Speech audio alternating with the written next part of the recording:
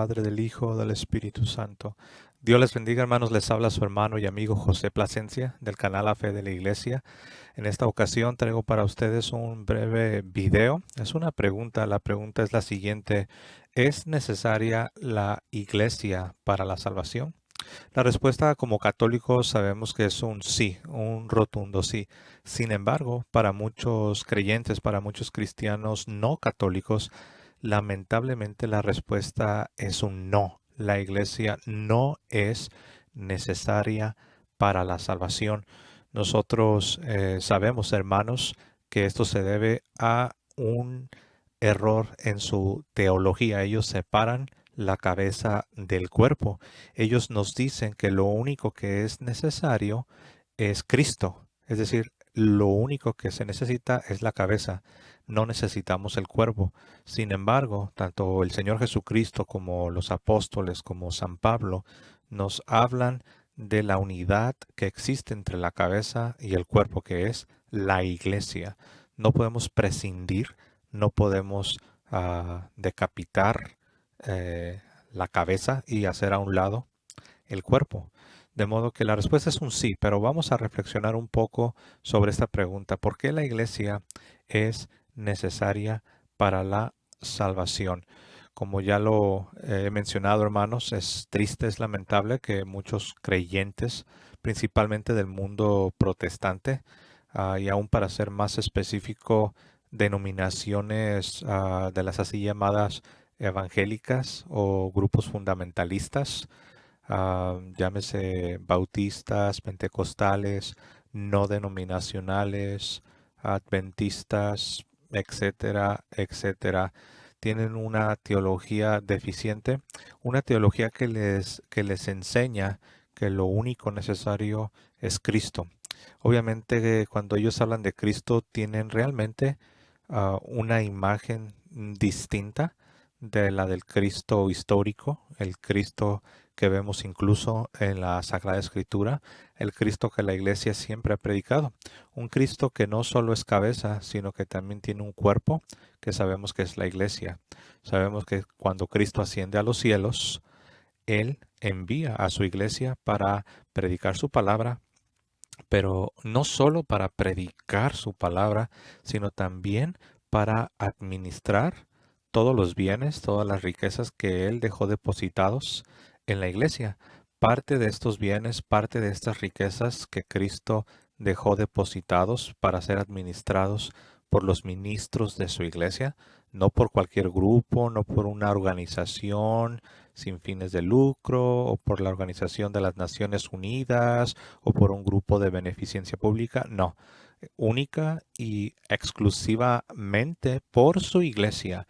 Cristo asciende a los cielos, pero antes, justo antes de ascender a los cielos, Él da poder, da autoridad, y eso lo vemos en el Evangelio según San Mateo, el capítulo 28, versos del 16 en adelante, cuando después de haber resucitado y haber dado instrucciones, los envía y les dice: vayan por todo el mundo, predicando el Evangelio a todas las naciones, haciendo discípulos, enseñándoles todas las cosas, bautizándolos en el nombre del Padre y del Hijo y del Espíritu Santo. Entonces, ya de entrada vemos que esta idea de que solo Jesús, en un sentido místico, invisible, y un Jesús subjetivo que vive solamente en la imaginación, no es bíblico. El Jesús histórico, el Jesús bíblico, el Jesús apostólico, es decir, predicado por los apóstoles, es un Jesús que nos dejó una iglesia visible, una iglesia histórica, una iglesia que, si bien es cierto que tiene una dimensión espiritual, mística, también es cierto que tiene una dimensión visible, es algo palpable, es algo que se puede percibir, hay una organización.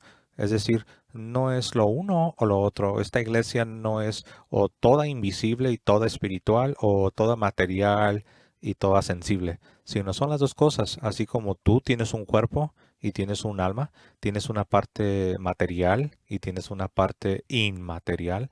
Del mismo modo, la iglesia tiene estos dos aspectos, estas dos dimensiones. De modo que esta iglesia es la que administra los bienes y las riquezas que Cristo dejó para la salvación de toda la humanidad. de entre estas riquezas, de entre estos bienes, es que tenemos principalmente, perdón, tenemos los sacramentos. Y el primer sacramento es precisamente el sacramento del bautismo.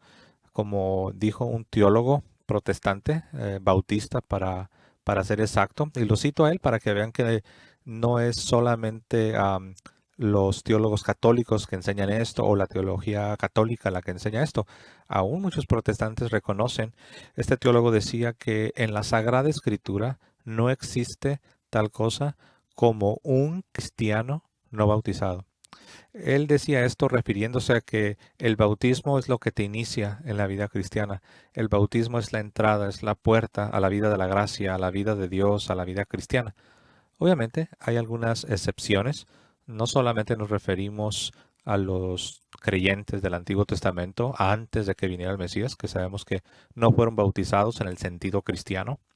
Y también hay otras excepciones como el ladrón al lado de nuestro Señor Jesucristo en la cruz.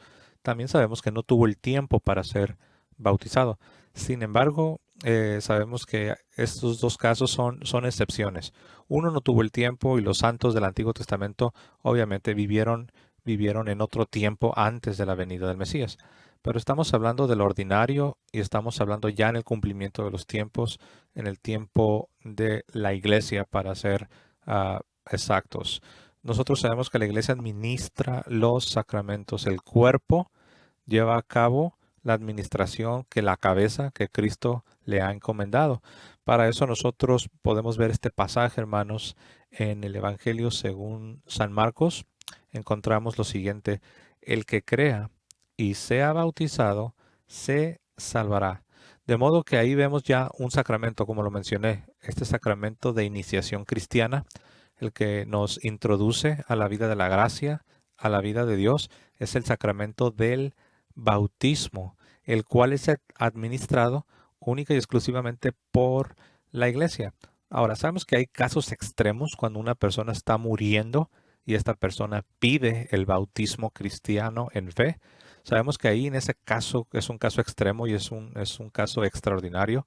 Ahí sabemos que cualquier persona puede administrar el bautismo cristiano con la intención de la iglesia, con la fórmula adecuada, ¿no? Que sabemos que es: yo te bautizo en el nombre del Padre y del Hijo y del Espíritu Santo, y vertiendo agua sobre la persona. Pero volviendo a lo que decíamos, en el sentido ordinario, la manera normal, por así decirlo, que uno se introduce a la vida cristiana es por el bautismo. Entonces, volviendo a la pregunta con la que comenzábamos, hermanos, volviendo a la pregunta: ¿es necesaria la iglesia para la salvación? Nosotros respondíamos que sí. Y esto lo decíamos porque es la iglesia quien administra los sacramentos, que son signos sensibles que realizan una realidad espiritual, como en el caso del bautismo. Nos perdona lo que son nuestros pecados, nos borra la culpa del pecado original, nos hace nacer de nuevo, somos regenerados, nacemos de nuevo. Y vemos que esto ocurre por el bautismo en un sentido ordinario. Esa sería la regla. Hay excepciones, hay casos extraordinarios, pero en el sentido ordinario es por medio del bautismo que somos incorporados al cuerpo de Cristo. Y este bautismo, de manera ordinaria, de manera normal, es administrado por los ministros de la iglesia. En este caso, de la única iglesia, porque iglesia solo es una, es la iglesia católica. Es la iglesia instituida por Jesucristo. Nosotros podemos ir al Evangelio de Mateo, el capítulo 16, versos del 16 en adelante, como el Señor Jesucristo le dice a San Pedro que Él es la roca, es decir, Pedro. Eso significa: tú eres piedra, tú eres roca, y sobre esta piedra edificaré mi iglesia. Entonces la iglesia es edificada con el propósito de ser un sacramento, un instrumento para la impartición de la gracia de Dios aquí en la tierra, porque Cristo ha ascendido a los cielos y está sentado a la diestra de la majestad, pero aquí abajo dejó a su iglesia con sus ministros para llevar a cabo todo lo que Cristo ha querido. Y nosotros sabemos que lo que Cristo ha querido y quiere es la salvación de los hombres. Esta salvación se administra por medio de los sacramentos. Ok, hay otro pasaje que también nos habla, hablando de los sacramentos. Lo encontramos en San Juan, el capítulo 6, el verso 54. Y aquí nos dice de nuevo el Señor Jesucristo: el que come mi carne y bebe mi sangre, tiene vida eterna, y yo lo resucitaré en el último día. Aquí ya vemos el sacramento de la Santa Eucaristía, la Sagrada Eucaristía, que sabemos que es el cuerpo, es la sangre, es el alma y la divinidad de Jesucristo, la presencia real, la presencia sacramental, la presencia sustancial de Cristo en la Santa Eucaristía. Eso lo encontramos en San Juan 6:54. Yo creo que más claro, lenguaje más claro que este no se pudo haber utilizado. Aquel que es el Verbo de Dios, el todo sabio, nuestro Señor Jesucristo, ha decidido usar esas palabras. El que come mi carne y bebe mi sangre tiene vida eterna, y yo lo resucitaré en el último día. Pero aquí vemos, una vez más, vemos la necesidad de la iglesia. Vemos la necesidad de unos ministros autorizados que lleven a cabo este otro sacramento. Primero vimos el bautismo, ahora estamos viendo la Sagrada Eucaristía. Y ya vimos que no cualquier grupo puede llevarlos a cabo. No se trata de una organización de Naciones Unidas, de un grupo de beneficencia pública, de un club de personas que son bienhechores. No, es la iglesia, y esta iglesia tiene ministros, y estos ministros sagrados, que sabemos que son los obispos y son los sacerdotes, son los que administran los sacramentos, en este caso el bautismo y la Sagrada Eucaristía, para impartirnos la salvación, para impartirnos la gracia divina. Y a continuación voy a leer aquí un breve texto que tengo aquí como parte de mi bosquejo, y nos dice lo siguiente: toda salvación viene a través de Jesucristo y de la Iglesia Católica fundada por Cristo. Cristo ha querido concedernos los méritos de su redención a través de la Iglesia. Algunas personas separan esto y dicen, sí, son los méritos de Cristo, la Iglesia no, los méritos de Cristo, pero la Iglesia no. Esa es una falsa dicotomía, es una separación innecesaria, porque la Iglesia, el cuerpo y la cabeza deben permanecer unidos como es normal. No es normal ver un cuerpo andando sin cabeza, como tampoco es normal una cabeza sin un cuerpo. Eso es, digámoslo así, es algo antiorgánico.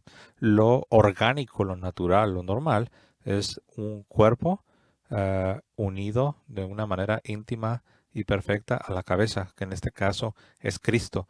No debemos poner a Cristo en contra de la iglesia, no debemos poner a las personas entre la espada y la pared y presionarlos para que escojan y se decidan entre lo uno o lo otro. Es algo absurdo, es algo falaz. No es lo uno o lo otro, son ambas cosas. Continúo aquí con la lectura del bosquejo. Bueno, ya lo mencioné, Cristo ha querido concedernos los méritos de su redención, pero a través de la iglesia. Las dos referencias bíblicas a las que ya hemos hecho alusión, hermanos, nos hablan de la necesidad de los sacramentos del bautismo. También implícitamente ahí está la penitencia.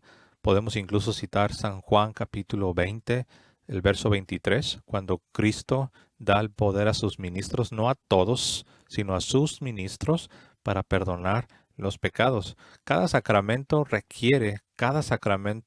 demanda de unos ministros sagrados autorizados y con la autoridad de vida en la iglesia. Entonces ya estamos viendo que si bien la salvación es por gracia, si bien la salvación es por medio de la fe, si bien la salvación tiene toda su fuente en los méritos de la redención que llevó a cabo Jesucristo, también hay una mediación. Es decir, Dios no te va a aventar la gracia, no te va a aventar la salvación en grandes bolsas, en grandes paquetes desde el cielo.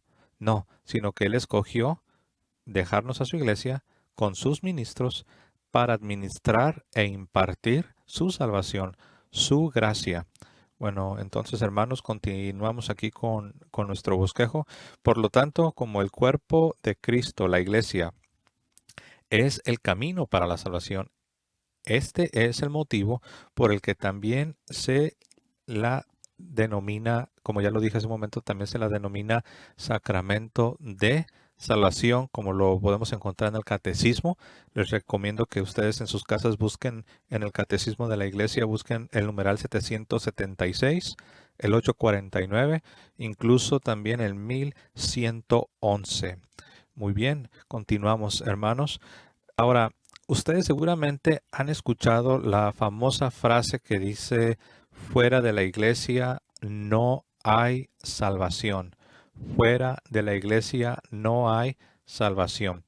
Por supuesto que eso es dogma, esto es algo que es de fide. Esta frase es algo que debemos creer todos los cristianos. Am, y algunos sienten la necesidad de rechazar esta afirmación que acabo de leer. Fuera de la iglesia no hay salvación. Y ellos se sienten impulsados a decir que esto es falso, porque nosotros sabemos, como lo dije al principio, que hay excepciones, hay ciertos casos en los que Dios puede impartir salvación aún más allá de las fronteras de su iglesia, porque Dios no está atado, Dios no está limitado por sus propios sacramentos. Dios es todopoderoso, el Señor nuestro Dios está en los cielos y Él ha hecho todo lo que Él ha querido, como nos dice el salmista. Sin embargo, hermanos, debemos entender que cuando los padres de la iglesia hicieron esta afirmación por primera vez, de hecho viene incluso de tiempos apostólicos, debe entenderse en su contexto. Fuera de la iglesia no hay salvación porque la iglesia es la fuente, la que administra toda la riqueza, todo lo necesario para que el hombre sea salvado. Pero esto no significa que no exista la posibilidad de que Dios imparta su gracia, su salvación, aún fuera de la iglesia. Lo sabemos por la misma escritura, el mismo sentido común nos dice, pero bueno, vamos a continuar, hermanos. Em, bueno, me quedé en fuera de la iglesia no hay salvación. Bueno, saben que la frase en latín es extra ecclesiam nulla salus. Bueno, por primera vez al menos que tengamos un registro, nosotros vemos que esta frase aparece por primera vez en San Cipriano, obispo de Cartago, en el siglo III, es decir, en los años 200. Esta enseñanza, que es una enseñanza tradicional, es decir, tiene muchos siglos, eh, es algo que está bien definido y bien establecido en la iglesia. Pero esta frase, esta afirmación fue aclarada por el Papa Pío IX, por el Papa Pío IX, Pío IX, en un documento, es una alocución del 9 de diciembre de 1854. Si bien insistía en que toda salvación viene de Cristo a través de la Iglesia Católica, el Beato Pío IX explicaba que Dios no culpa a quienes inocentemente desconocen la verdad de la Iglesia Católica. Es decir, Dios no puede imputar culpa a una persona que desconoce lo que es su deber. En este caso es la conversión y es la incorporación a la iglesia. Pero si alguien no conoce esto, esta persona no puede ser culpada de esto. Y esto lo dijo bien el beato Papa Pío IX. Él explicaba que Dios no puede imputar la culpa a una persona que desconoce la verdad de la iglesia católica. Aquellos que no conocen las verdades de la iglesia sin tener culpa de ello, podrán obtener la salvación si buscan la verdad y tratan de vivir de acuerdo con dicha verdad. Las personas que sufren ignorancia invencible respecto a la verdad de la Iglesia Católica están llamadas a seguir la ley natural que está escrita en los corazones de todos los hombres. Bueno, de esto nos habla un poco San Pablo, ¿no? En su carta a los Romanos, el capítulo 1, Ahí nos habla de cómo la ley de Dios está escrita en los corazones de los paganos. Y dice que estos paganos que nunca escucharon el Evangelio van a ser juzgados de acuerdo a esa ley escrita en sus corazones. Y nos dice San Pablo que en el día del juicio ellos o van a ser excusados o van a ser justificados. Todo esto no fuese posible, esta posibilidad de salvación fuera de la iglesia, ni siquiera pudiéramos hablar de todo esto, hermanos, si no fuera por los méritos de la redención de Jesucristo. Aquí hay un misterio, porque nosotros sabemos que la iglesia nos enseña que existe la posibilidad. Sin embargo, eso no es lo ordinario, esa no es la regla. Lo que es la regla, lo que es lo ordinario y lo que la iglesia sí enseña de manera explícita y positiva es que los hombres son salvos por medio de la predicación del santo evangelio de Dios. Por eso la iglesia fue enviada a predicar el evangelio. Sabemos que hay quienes, yendo a un extremo, valiéndose de que la iglesia habla de una posibilidad de salvación, hay quienes han extrapolado las cosas, dejan a un lado la evangelización, dejan a un lado la obligación cristiana de hablar el mensaje de la cruz y dan a entender que hay dos formas de salvarse, una por la predicación de la cruz y la otra por medio de la ley natural, por medio de la fidelidad de los paganos a su conciencia. Y eso es torcer la misma enseñanza o la misma interpretación de la iglesia, sobre todo de la frase que acabamos de ver, fuera de la iglesia no hay salvación. Hay quienes toman la interpretación de la iglesia y la tuercen y terminan con una teología distinta. La iglesia condena los dos extremos. Condena el extremo de decir que todo el que no sea católico en el sentido formal será condenado al infierno. Eso está condenado. Pero también condena el otro extremo de decir que no hay que predicar, que los paganos se pueden salvar de una manera alterna, que no es necesario que sean cristianos. También ese es el otro extremo y se debe tener mucho cuidado, hermanos. Aquellos, ya lo mencioné, las personas que sufren ignorancia invencible respecto a la verdad de la Iglesia Católica están llamadas a seguir la ley natural que está escrita en sus corazones. Dios une la salvación al bautismo, pero Él mismo no está atado por sus sacramentos. Eso lo puedes encontrar en el numeral 847 del Catecismo, también en el 1257, en el numeral 1955 y 1956. Es importante recordar, hermanos, que todos los hombres están obligados a buscar la verdad, sobre todo en lo que se refiere a Dios y su iglesia. Y aquí me detengo un poco porque yo he hablado con protestantes que ellos comienzan a descubrir ciertas verdades de la iglesia, pero ellos dicen o sienten que no, pues que ellos también se pueden quedar así, siendo protestantes. Dicen, pues para qué me hago católico si yo soy sincero, si yo creo en Jesús, si yo amo la Biblia, ¿por qué tendría que ser católico? Ah, pero ese es un error porque todo creyente, todo cristiano, todo hombre está obligado a buscar y seguir la verdad, principalmente cuando se trata de Dios y de su iglesia. O sea, no solo es Dios, sino es Dios y su iglesia. No solo es Cristo, un Cristo divisible, separado, sino es un Cristo unido a su iglesia. Cuando se trata de la verdad, principalmente cuando se trata de Cristo y su iglesia, todo cristiano, todo creyente está obligado a buscar y seguir la verdad. La posibilidad de que las personas que nunca han oído el Evangelio puedan salvarse no debe ser una excusa para que los católicos no cumplan su tarea en la misión evangelizadora de la iglesia, como ya lo mencionaba. Toda persona tiene derecho a escuchar la verdad, y Cristo encomendó a sus apóstoles que predicasen e hiciesen discípulos entre todos los pueblos. Sin, sin los sacramentos y sin la guía de la autoridad en la enseñanza que han sido establecidos por Cristo, Los que no han escuchado el Evangelio están en desventaja ante la búsqueda de la verdad y de la santidad. Esta realidad hace que sea más urgente que llevemos a los demás a través de nuestra palabra y nuestro ejemplo hacia la plena unión con nuestro Señor por medio de la Iglesia. Por esta razón, la Iglesia ha tenido siempre la tarea misionera como una prioridad esencial. Y eso lo podemos ver nosotros más a fondo en el numeral 846.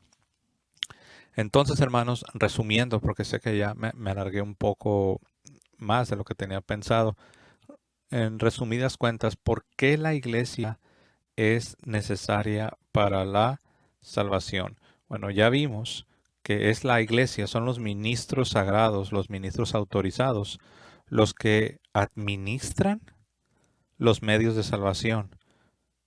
Y ya vimos en San Marcos cómo se nos habla de un bautismo, del sacramento del bautismo, íntimamente conectado con la salvación. El que crea y sea bautizado se salvará. De modo que es Cristo mismo quien ha unido en este matrimonio, por así decirlo, el bautismo y la salvación están unidos. No se vayan a confundir. Hay excepciones. Hay casos extraordinarios, pero no significa que las excepciones o los casos extraordinarios invaliden la regla. No significa que las excepciones van a invalidar la forma normal, la forma ordinaria que Cristo mismo estableció. El bautismo está conectado con la salvación. La salvación nos es impartida, la gracia de Dios nos es impartida primeramente por el sacramento del bautismo. También nosotros sabemos que en San Juan 6:54 Jesús dijo, el que come mi carne y bebe mi sangre tiene vida eterna y yo lo resucitaré en el último día. Aquí está hablando de la Sagrada Eucaristía, que es cuerpo, sangre, alma y divinidad de Cristo, es decir, todo el Cristo completo. Todo está ahí presente en el momento de la consagración, en el santo sacrificio de la misa. Ahí tenemos al Cristo completo y debemos comerlo. ¿Ok? Esto es muy importante. Esto también aquí se conecta con la vida eterna. Noten la segunda parte. Dice, y yo lo resucitaré en el último día. Antes de esto dice que el que come su carne y bebe su sangre tiene vida eterna.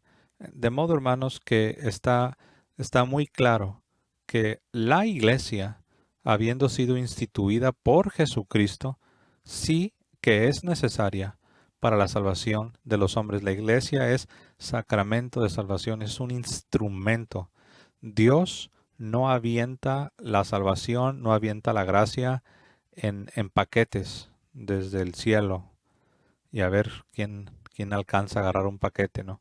No, Dios nos imparte, Dios nos infunde su vida, su gracia, su salvación por medio de lo que Cristo antes de ascender al cielo instituyó y nos dejó, no para que lo administre un grupo de beneficencia pública, una organización de Naciones Unidas, un club de bienhechores, no, para que lo administre su iglesia por medio de los ministros sagrados, por medio de los ministros que él mismo autorizó, primero los apóstoles y después los sucesores de los apóstoles.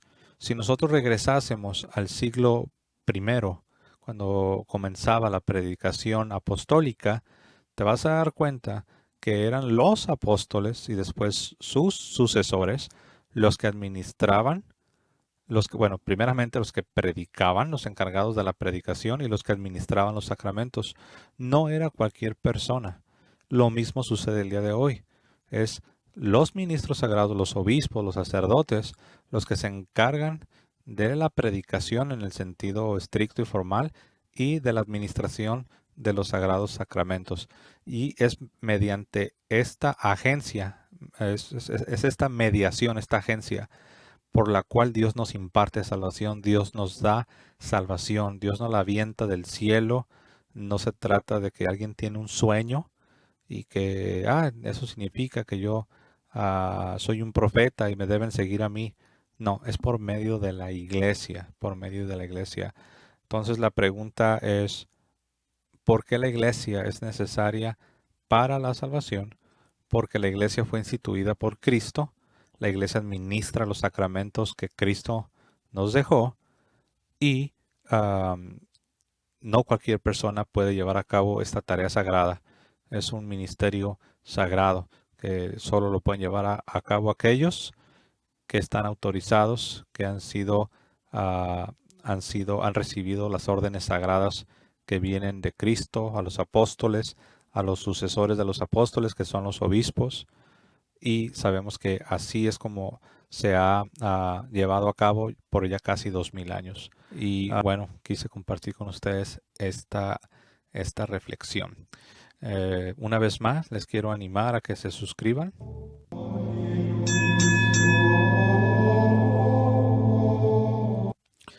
Suscríbete si no te has suscrito al canal, haz clic en la campanita, escoge todos los avisos, dale like, déjanos un comentario, quizás una pregunta. Y bueno, hermanos, pues yo me voy a despedir como siempre lo hago. Que viva Cristo Rey y que viva Santa María siempre Virgen. Hasta luego, hermanos.